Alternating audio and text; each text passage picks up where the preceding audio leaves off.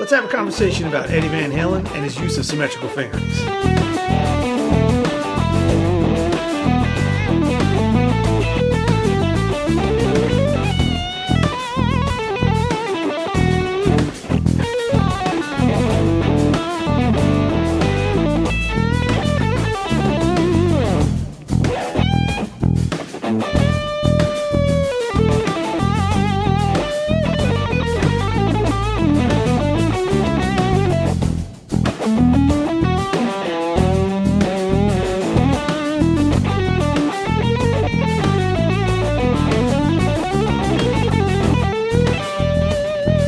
Hey, my name is Chris Buono. Yep, we're going to talk Van Halen and symmetrical fingerings. And we're going to get into this thing I call strategic half steps when it comes to what he's doing within that symmetrical fingering. Before we get into it, let me lay out some parameters from which I'm doing this.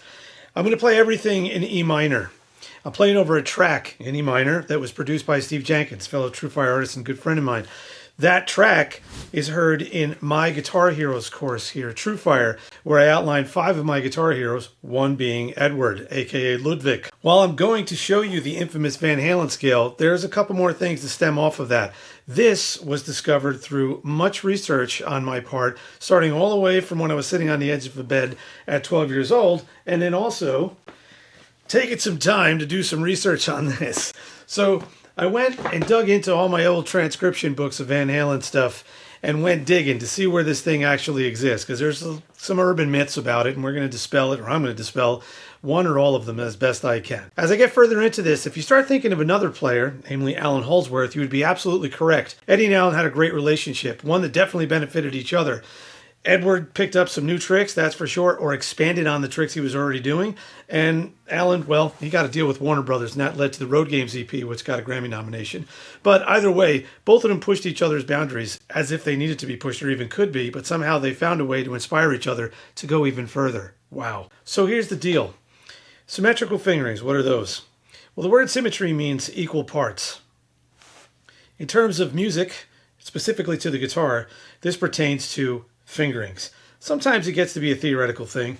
If you're familiar with symmetry in music, you probably run into things that fall under the umbrella of diminished and augmented. But what we're talking about is straight up fingerings. And that's where it gets a little sticky when it comes to music theory. Fingering wise, what you just saw me play was taking advantage of a consistent fingering that Eddie employed. So much so that guitar journalists like myself at some point named it the Van Halen scale. He didn't. We did. And that's fine. I'm sure he never thought of it that way, but here we are.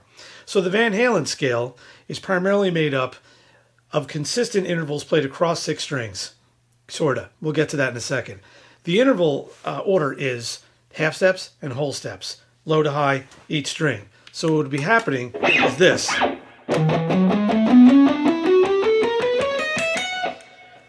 Now, just listening to that in that vein right there with nothing else going on in the back, it sounds like something is a little off, because it kind of is. The array of notes that I just played do not fall cleanly into one scale formula. It leans towards some, and it definitely has a leaning towards minor, if you're looking at it from the big picture, but not one minor specifically. And then there is the fact that there is a major third in there. As a matter of fact, it's right here. The bottom note of the 5th string, whereas the minor third I'm talking about is in the middle of the G string array. So it's like major versus minor when it comes to how many thirds are in there. That said, though, most of the time, actually almost all the time, the application in which Van Halen was using this was either directly over something minor, riff or chord, or within a progression that was a minor progression. And the lion's share of its playing was right where we're looking at it, in E minor. Let's talk about that for a second. The vision, how I'm seeing this and how it relates. So think caged for a second. E minor shape, E major shape, E minor shape, right here in the 12th position. Well, if you want to start using this finger pattern in the way that Eddie did, what you do is you back up 1 fret. So really you're in the 11th position, but I still think of it as the 12th. But you're backing up 1 fret to the 11th position, and that's where the bottom half of the half step, whole step pattern per string sits. And that's how things are happening. Also, a truth about this, I said I was going to dispel some myths. The Van Halen scale thing is not something that Eddie employed across all 6 strings at all times when he played the licks. In fact, he mostly centered his ideas on the middle 4 strings. Something like that. So what I'm doing there is focusing, like I said, on the middle 4 strings.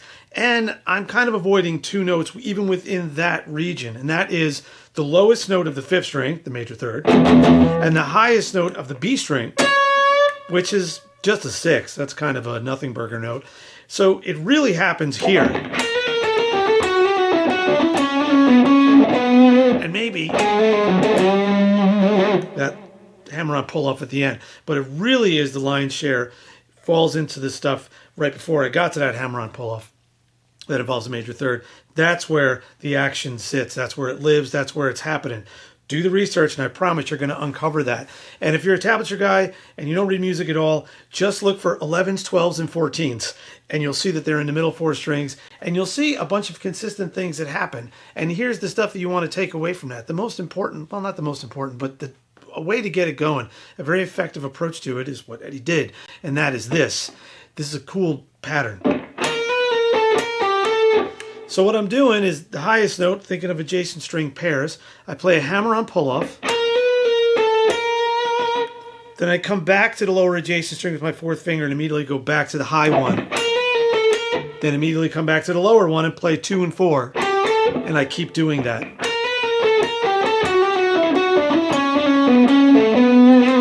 Well, Eddie did, and then I, do it my way.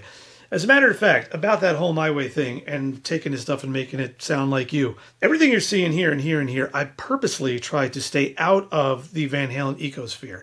Trust me, I love getting into it. If you've seen my Play Like Van Halen stuff here on TrueFire, we're not afraid to go deep on that stuff. And we did. So all the way to a Frankie looking guitar, great one. Actually, it really feels great from Judy Guitars. Did a great relic job. Into the axe effects with a very tailored Van Halen sound. I'm doing all the opposite stuff today just to further push the point of taking something from one of the masters and making it your own. So I'm in an FM3 using a Mesa Lone Star rig, which we have one here at the studio, but it's set up for an Andy Timmons thing, and I'm using another guy, another TrueFire guy, as a matter of fact, a Fender Eric Johnson Strat, which, well, in true Eddie fashion, I highly modified. If you know these things and you have an eye for them, this one is not your typical EJ Strat. But that's totally cool. I have this thin line Strat thing going on, and this big neck, which is really making some of this stuff a little hard. My point is, by putting myself in that scenario, I'm just getting myself to stay away as much as possible of sounding like Eddie Van Halen while I'm taking something that is very much a signature thing that he did. Keep that in mind when you're looking to your heroes to get some inspiration. Supposed to be inspired by them, you're not supposed to be copying them, though some people have made very good careers out of that.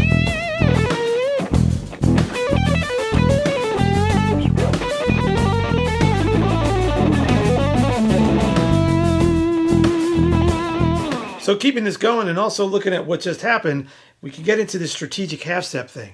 So check it out. There's another symmetrical fingering that Eddie employed, and that is this. So you can look at this as, say, the top 3 strings of a minor pentatonic scale where you are adding half-steps, strategic half-steps. So on the top 2 strings, where we normally have 1.5-step intervals, 3 frets in between the notes, we get half steps that are below the highest notes. So there's pentatonic, and there's the added notes. The added notes, if we're thinking from an E root, which I'm in the 12th position, I am thinking of an E root, E minor, whatever, we are adding a 9th and a 6th, that nothing burger note. But actually, it's not a nothing burger note. Those 2 notes combined, when you put those in there, you're totally into the realm of Dorian, which is awesome. That's a great sounding scale. It's a very welcoming minor sound. As a matter of fact, in the middle 4 strings that I was showing you before, if you keep to that, which Van Halen did a lot, not all the time, but it did a lot, that really is Dorian plus flat 5. Flat 5. That's the note that gets added to the 3rd string, and it makes for this symmetrical fingering. So from low to high on each string, I have whole step, half step. So what I think of when I'm looking at these 2 areas is I kind of think of them as an hourglass. So the hourglass here is like when it's turned one way.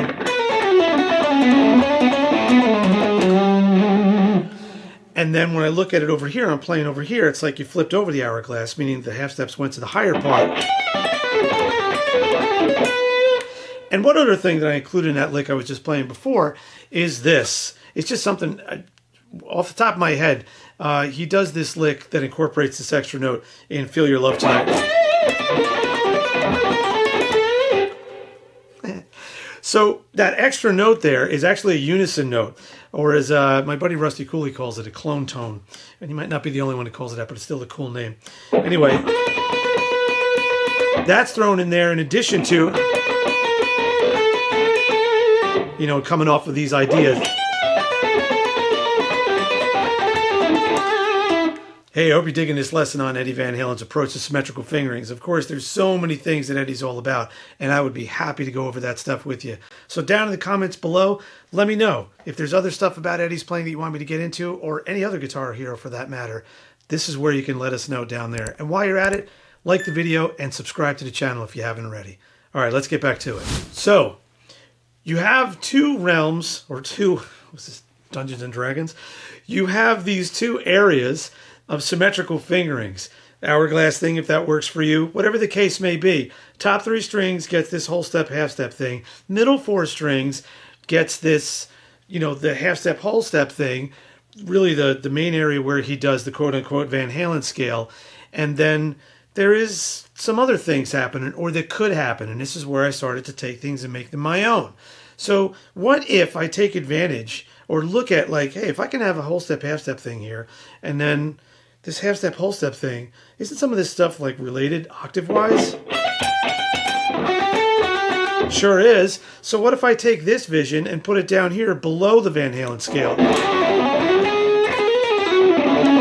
Does that work? I don't know.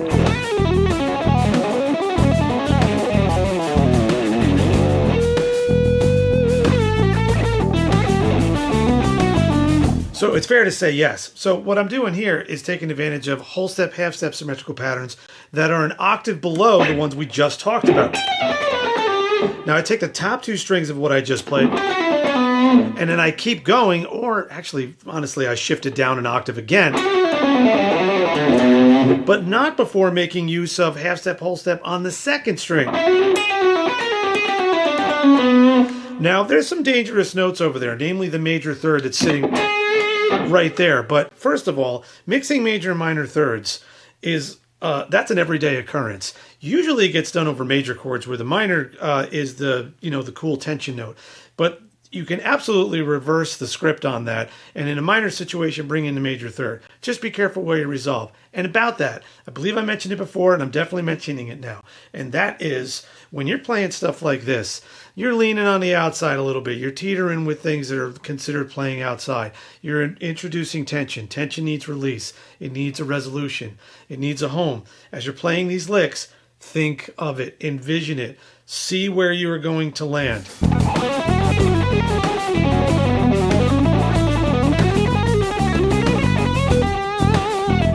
Every one of my ideas that was part of the shed and part of the development was to not only play the stuff and get it going and make it the way I want it to sound, but I made sure that I was always getting out of it, because the truth is, no matter how cool it is or whatever we play, we're only as good as the last note. It's the truth. So what is up with this guitar, and why is it higher? Well, this is an Eric Johnson Strat, and yeah, it's a little higher because I wanted you to see everything. It's on my performance stand. It's the way I like to play. I like to stand and do my thing. So this guitar went through a lot of modifications, just like my hero Eddie Van Halen did to his guitars. I went and tinkered with this one. I'm not sure if Eric would be crazy about it, but maybe he would. So what I did was I took out all the hardware that was chrome, including the pickups or anything that wasn't black, and I blacked out the whole thing. The pickups I put in are Joe Barden SDLX S-Style noiseless single coil pickups. Yeah, say it 10 times fast. They sound really good, and they don't have a speck of hum in them, so win-win. As for the black thing, I did screws, jack plate, tuning machines, which by the way are Graphtec high ratio locking tuners. I have a Vega VT1 in here, non-locking drop-in replacement, killer. Altogether, this guitar sounds amazing, and I did a few other things. As you can see, I don't have the 2 traditional knobs here. I put a switch down at the bottom that turns on my neck pickup when I'm using either the bridge alone or the bridge in the middle. And then over here in the middle, I put a 6-way tone styler. It gives me a varitone type of thing to extend the tonal palette that I have going on here already. So super inspiring guitar. I really dig playing it. Hope you like the way it sounds in the lesson. And, you know, about that, let's get back to it.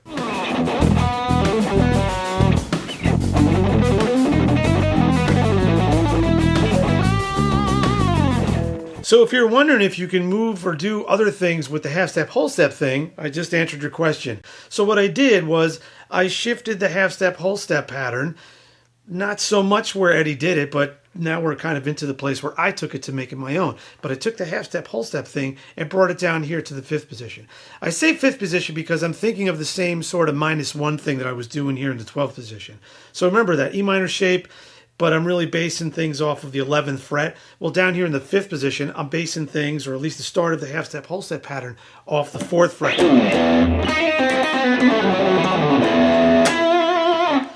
As I play that, that is starting to get a sound that we haven't delved into yet, but is totally under the hood here and also up here back in the 12th position. And that is harmonic minor. Yep, this thing can definitely get you into those sounds too. Check this out.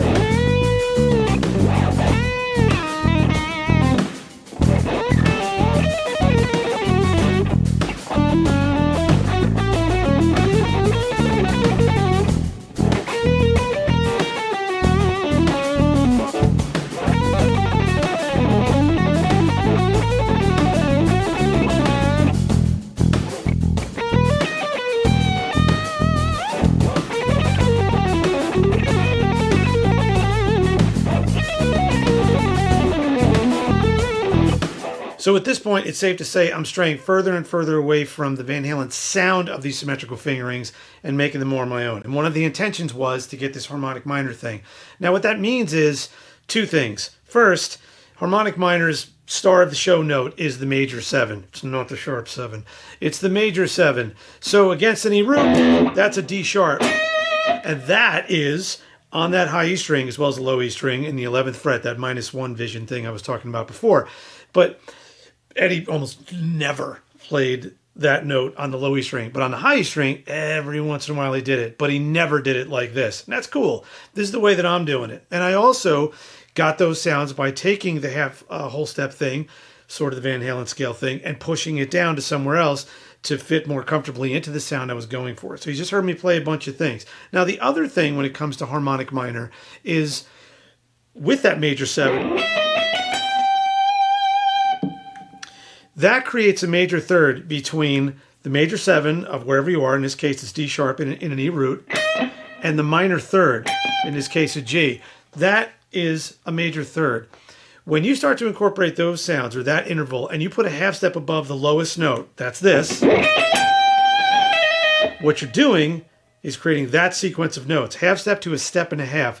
That always gets that vibe. Wherever that interval lands in that whole series of modes in the harmonic minor, you get this sound, which sometimes can sound Middle Eastern, whatever, exotic, call it what you want. Well, I did that not only there, but I also did it here. So on the half step, whole step thing in the Van Halen scale, I'm doing the same thing that I just did in a high E string, and that is extending the highest note 1 half step to create that half step to step and a half. So I get this stuff. So in itself, it's another symmetrical pattern. In this case, like I said, half step to step and a half. Now I'm starting to widen things. Well, so did Eddie. Watch this.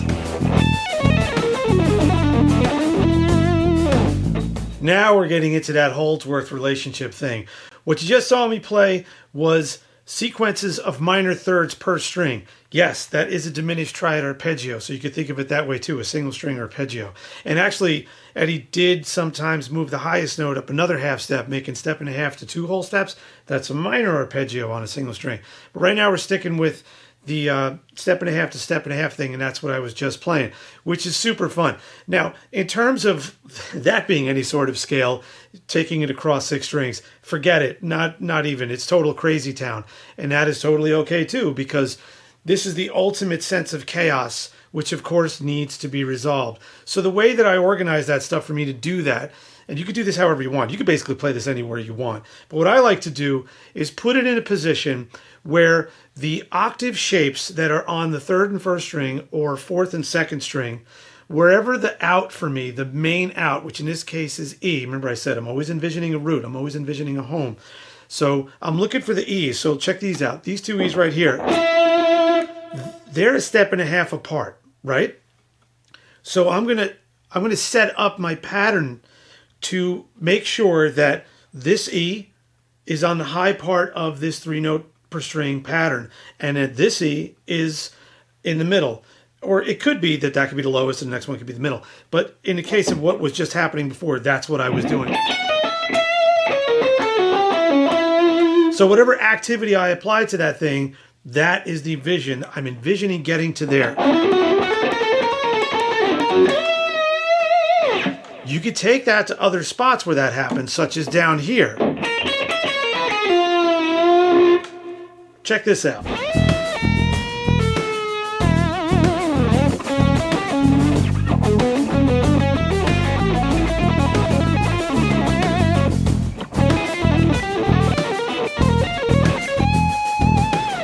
So once again, I put the home somewhere in the pattern. So looking at the highest string, it was the highest note of the 3-note per strings.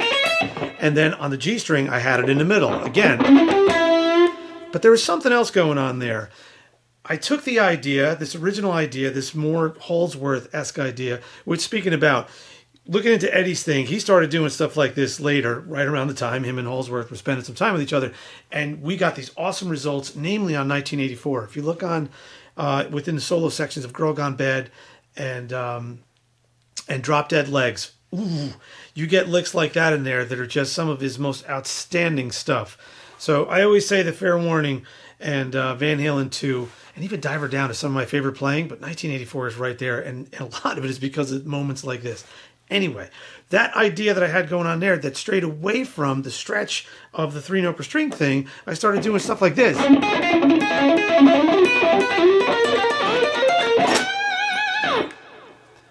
I just saw it. I see the vision of the interval thing in there. So I was taking those minor thirds that are on adjacent strings and just applying the same logic to it.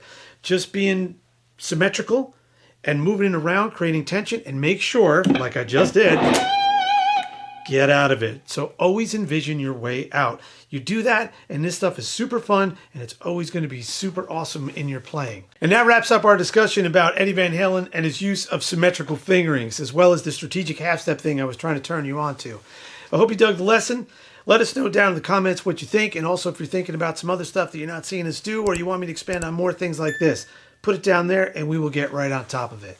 If you want to hear more about my thoughts about Eddie and his influence on my playing, as well as 5 other guitar heroes of mine, please check out My Guitar Heroes. It's a course I did at TrueFire.com. It can be seen there within my catalog that has all sorts of stuff on scales and techniques and theory, as well as the Mighty Guitar Gym. It's all there waiting for you. Can't wait to see you on the next one. Thanks again.